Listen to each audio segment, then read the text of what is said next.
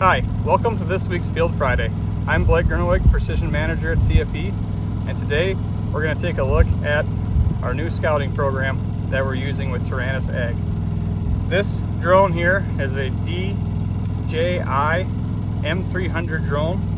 It has a 2400 megapixel camera right here down in front with a very large lens to take very zoomed in pictures that we'll see here later in this episode. It also has a range finder to tell how far it is from the ground. So this drone will adjust to stay at the correct height throughout the entire field. This drone is designed mainly for flight time. So the payload of it is 2 batteries. And those 2 batteries just simply lock in the back side of the drone. The drone's pretty light without them. The batteries are most of the weight. You can see I can easily hold this drone out here with one arm, so it's pretty light without the batteries itself in it. But with the batteries, it gets considerably heavier.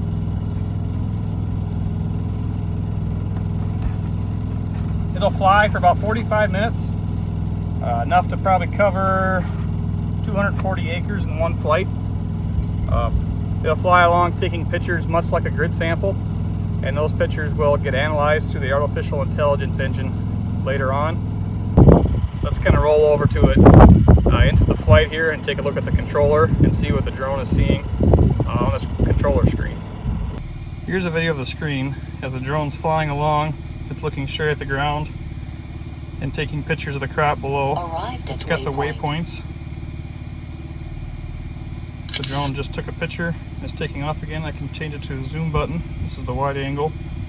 So there's the actual row crop it's flying over.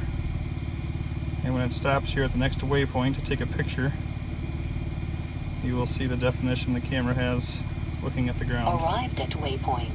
Now it's taking this picture and capturing all the weeds and the stand count, so it's counting every corn plant down there as well. So we upload these pictures into the artificial intelligence engine, and that reports back to us and counts all the weeds and plants automatically. After the AI engine has processed it, you can see the stand count map here, and it shows the variation within the field of where there's more or less plants that came up. The second map it provides is a weed map, and where the weeds are thicker and thinner. Now if I flip to the actual pictures by clicking on one of these stars, it's showing me the weeds in the field. The AI software is identifying them as broadleaf or grass weed types out in the field, and they are highlighted in the red squares in the picture.